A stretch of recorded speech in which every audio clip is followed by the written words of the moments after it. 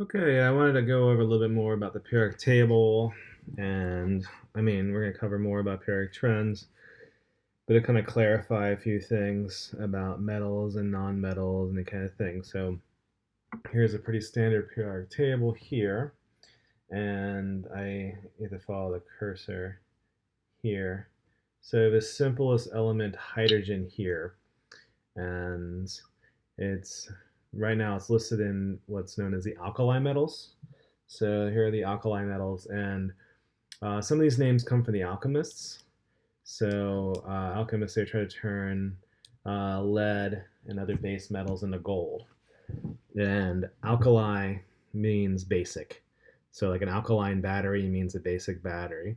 And so these alkali metals, so lithium, sodium, potassium, rubidium, cesium, you throw them in water, they form an alkaline solution, a very basic solution.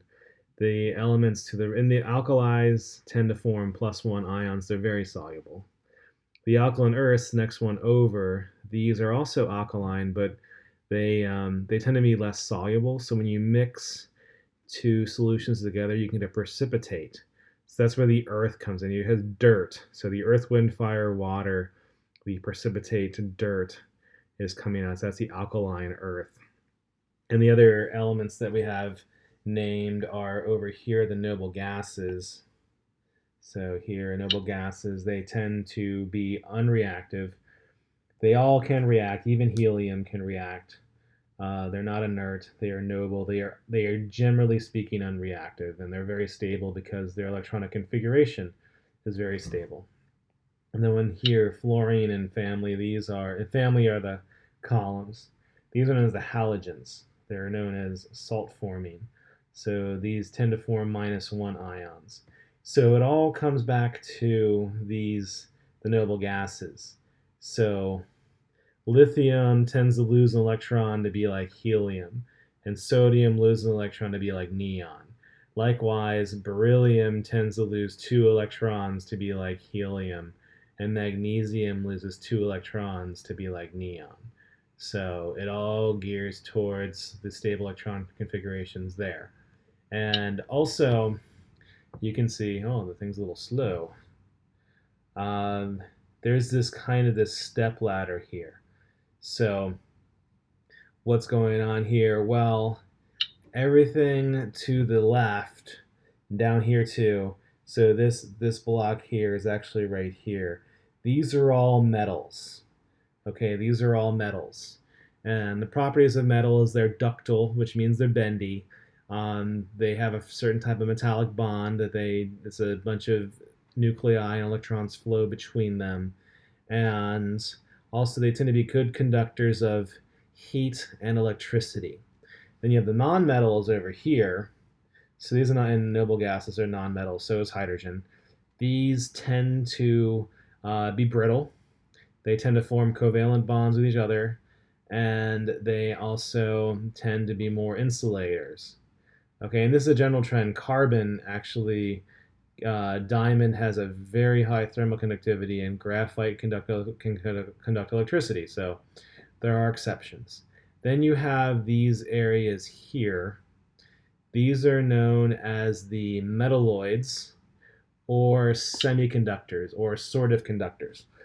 So right here, silicon, for instance, silicon does not conduct electricity, but if you hit it with 5 volts, it will conduct electricity. And then silicon, the fact that silicon does not conduct electricity at no potential and at 5 volts of potential conducts electricity, that is the basis of our binary code for computers. That is the 1 and 0 for computers right there. It's based off of that 5-volt band gap of silicon.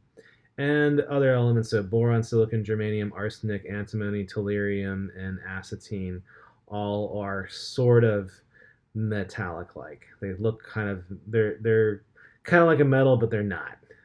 So I know that's kind of a weird way to say it. But I wanted to show you another app I have, the periodic tables here. So you can see this a little bit more in depth, right? So here look at silicon. So I'm sorry, sulfur, sorry. Sulfur here, it's brittle. Okay, so it's a brittle element. It's a non-metal. It forms covalent bonding. Okay, and let's look at a good metal. Here's iron. Iron does. Yeah, I can spin this on my iPad. You can see it's rusting. There's some more iron. Iron is a metal, and it can conduct electricity. You can see here. Here's a shiny meteorite. I talked about these in some of my lectures. So it is a shiny conducting metal. So this is definitely a metal, right? And there's various other ones. And most metals are the same silver color. So here's cadmium. It's most, like I said, most metals have this kind of silvery look to them, right? So there's cadmium, at least cadmium coated brake pad. So the ones that do not, most notably, are copper has this color, gold has this color. Right, so most of us are familiar with that. Other two strange elements, osmium, if you can see this, has kind of a bluish tint to it, and that's just because of the surface oxidation. And potassium also has kind of a purplish look to it, but that's also from its oxide. So, but bismuth is a metal, but it can have an iridescent. This is just the optical properties of it, though, of the surface. So it's not necessarily, although it does look like this, but it's a silvery metal. But it's a fun one to play with. But I mentioned the semiconductors. So here's silicon. So if you look at this, you're like, well, look at it. It's kind of smooth. It's like a rock, but if I turn it, it kind of sparkles. So you can see that there. It's a sparkly rock.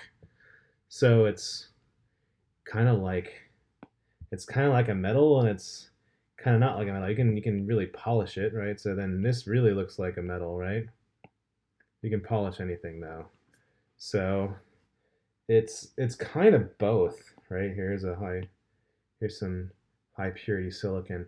So it's kind of like a metal, but if you look at here, it's kind of flaky. Do you see there's this kind of flakiness to it? So it's kind of brittle, actually, but it's shiny like a metal.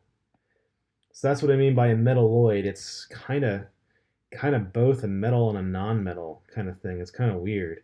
I mean, if you have something like lead here, I mean, this is obviously a metal. The lead is a metal. There's no question about it. But then you have arsenic. Here's arsenic, and it's kind of like silicon. It's kind of shiny and sparkly, but also rock-like.